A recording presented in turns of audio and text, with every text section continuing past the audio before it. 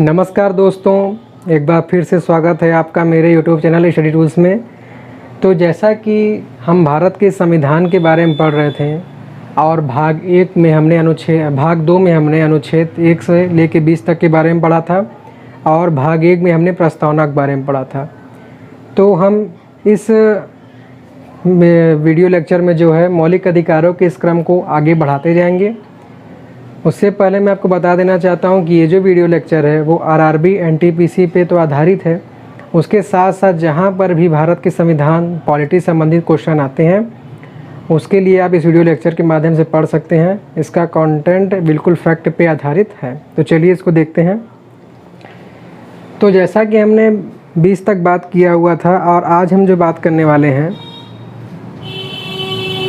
वो अनुच्छेद 21 से बात करेंगे। तो अनुच्छेद 21 जो है संबंधित है वो जीने के अधिकार से संबंधित है। कहने का मतलब ये है कि देश के कानून के अतिरिक्त किसी व्यक्ति को स्वतंत्र रूप से रहने के लिए जो अधिकार दिए गए हैं उसका उल्लेख जो है संविधान में अनुच्छेद 21 के तहत किया गया है।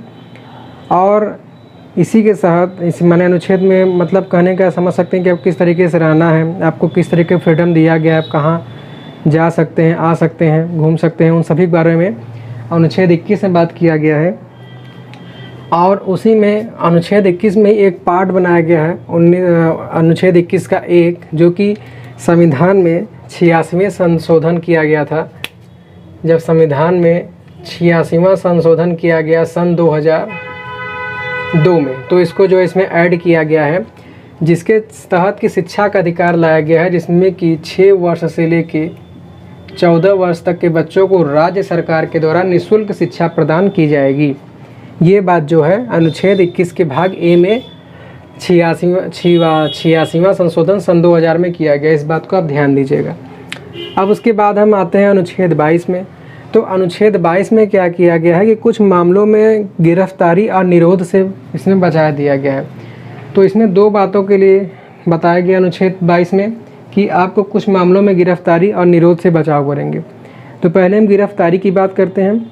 तो गिरफ्तारी में क्या किया गया है कि किसी भी पुलिसकर्मी द्वारा या किसी के भी द्वारा आपको मनमाने ढंग से जो है गिरफ्तार न किया जाए। इसके लिए 3 बातें इसमें स्पष्ट की गई हैं। पहला बात क्या है? पहला ये है कि आप उस व्यक्ति को क्यों गिरफ्तार कर रहे हैं उसकी आपको पहले सूचना देना पड़ेगा। उसके बाद ये तो हो गया पहला पॉइंट। दूसरी पॉइंट की बात करें तो आपको उसको जो है 24 घंटे से ज़्यादा हिरासत में नहीं रख सकते। आपको जो दंडाधिकारी हैं मतलब जो मजिस्ट्रेट हैं उनके सम्मुख जो है 24 घंटे के भीतर उसको पेश करना पड़ेगा कि हाँ इस कारणों से मैंने इस अमुक व्यक्ति को गिरफ्तार किया है, जिसमें कि स्टेशन से दंडाधिकारी के कार्यालय तक जाने का समय को ऐड नहीं किया जाएगा 24 घंटे के भीतर। तीसरा पॉइंट क्या है कि जिसको आपने हिरासत में लिया है उसको अपने पसंद का वकील रखने के लिए ये सुविधा दी जाएगी। तो इन तीनों बातों का बाद उल्लेख किसमें किया गया है? अनुच्छेद 22 में गिरफ्तारी के लिए। निरोध से बचाव का मतलब क्या हुआ? निरोध से बचाव का मतलब हुआ कि किसी व्यक्ति को अपराध करने से पूर्व जो है गिरफ्तार करना। अपराध करने से पूर्व क्यों गिरफ्तार करेंगे?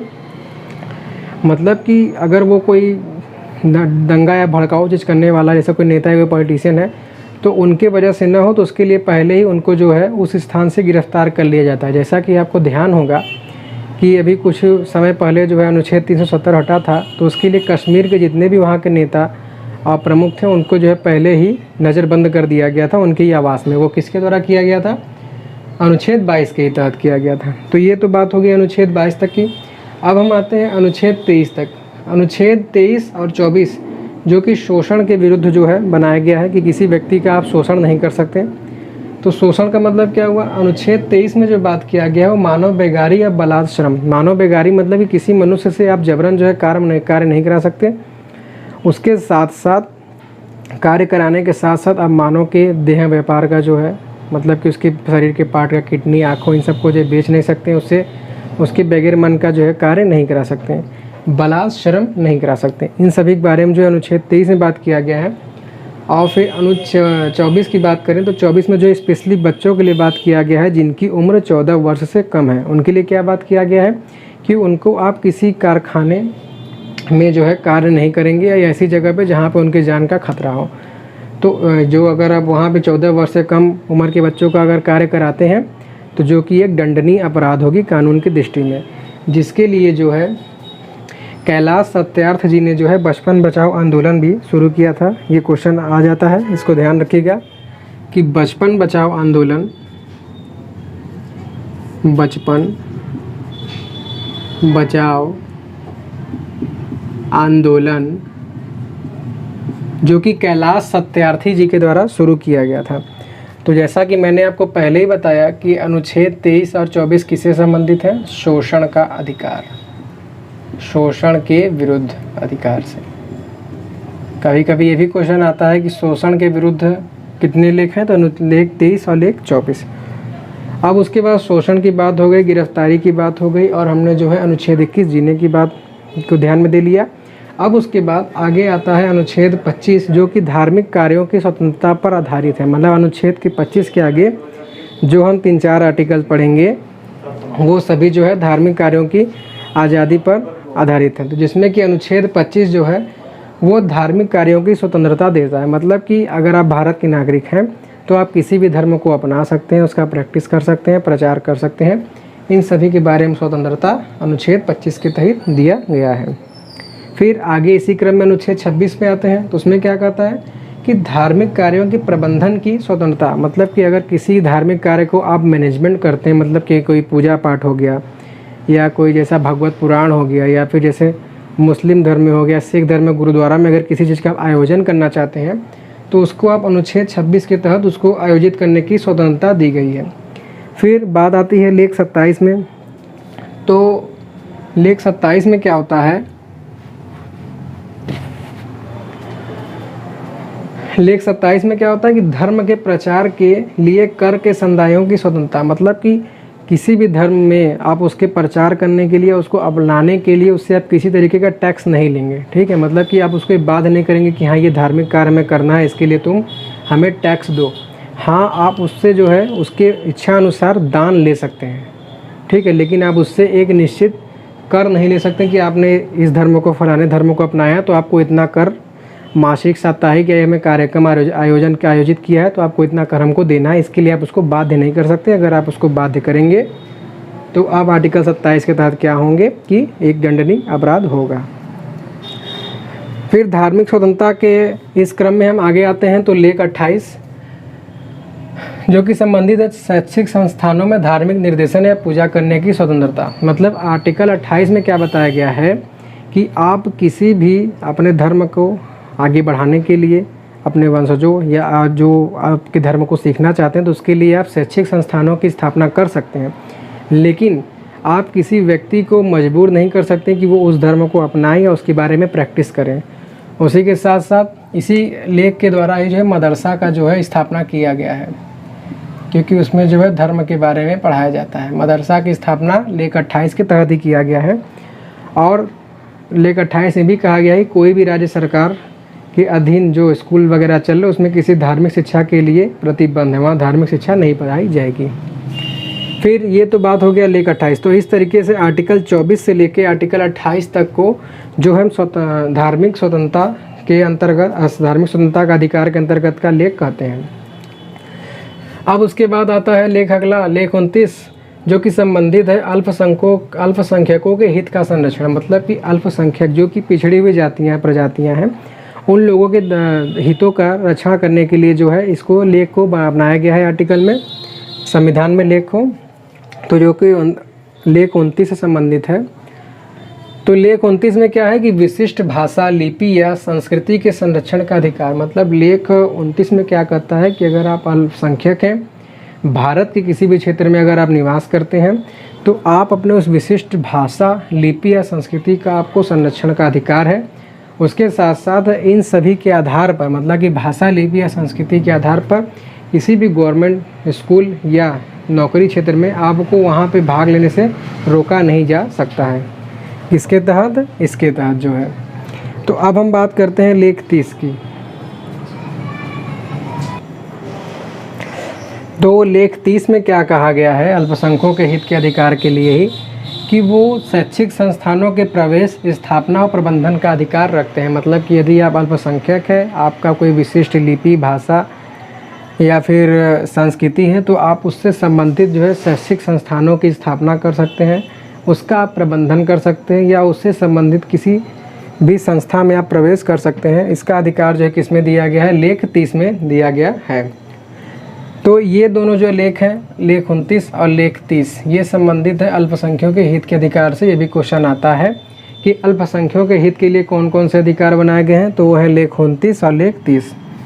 अब उसके बाद अगला जो दिया गया है आर्टिकल 31, जो कि संबंधित है संपत्ति का अधिकार से। और संपत्ति का अधिकार का जो प्रावधान था वो पहले था आर्टिकल 19 के 1 के F में, जिसके बारे में मैंने आपको इसके पहले की वीडियो में बताया है कि किसी व्यक्ति को अपनी एक्सप्रेशन को दिखाने के लिए कौन कौन सा अधिकार दिया गया, उसके तहत था। उससे निकाल के इसको अनुच्छेद 31 में किस प्रकार लाया गया संपत्ति के अधिकार को, क्या कारण था, तो इसको हम इस वीडियो में नहीं इसके बारे में चर्चा करेंगे। इसके बारे में इसके बाद जो अगली वीडियो आएगी उसमें हम इसके बारे में चर्चा करेंगे, ठीक है। अब हम आते हैं अनुच्छेद 32 पे। तो अनुच्छेद 32 को डॉक्टर भीमराव अंबेडकर जी के द्वारा अनुच्छेद की हृदय और आत्मा कहा गया है, जो कि एक जनसाधारण व्यक्ति के मौलिक अधिकारों की रक्षा करता है। और उसके साथ साथ इसको हृदय और आत्मा इसलिए कहा गया है कि इसके द्वारा जो संविधान का जो बेसिक स्ट्रक्चर उसमें आप परिवर्तन नहीं कर सकते, ठीक है। उसके लिए अनुच्छेद 32 को बनाया गया है और इसीलिए इसको संविधान का हार्ट एंड सोल कहा जाता है। इसके साथ साथ कि इसका प्रयोग करके आप किस तरीके से सुप्रीम कोर्ट या हाई कोर्ट में अपनी मतलब कि रिट दायर कर सकते हैं, उसके लिए इसमें 5 भाग बनाए गए हैं, जिसमें पहला है बंदी प्रत्यक्षीकरण, दूसरा है परमादेश, तीसरा है परिशेष लेख, चौथा है उत्प्रेक्षण और 5वां है अधिकार पृच्छा लेख। तो इस लेक्चर में हम केवल इन 5 का नाम ही जानते हैं। और ये भी क्वेश्चन में आता है कि आर्टिकल 32 के अंदर कितने रिट दिए गए हैं और उनके कौन कौन से नाम हैं। इसके बारे में हम चर्चा जो है जब आर्टिकल 31 वाला वीडियो बनेगा उसके जस्ट आगे जो है आर्टिकल 32 का वीडियो बनेगा। अब उसके बाद लेख 33, 34, 35 जो इतना इंपॉर्टेंट नहीं, लेकिन आप जान लीजिए।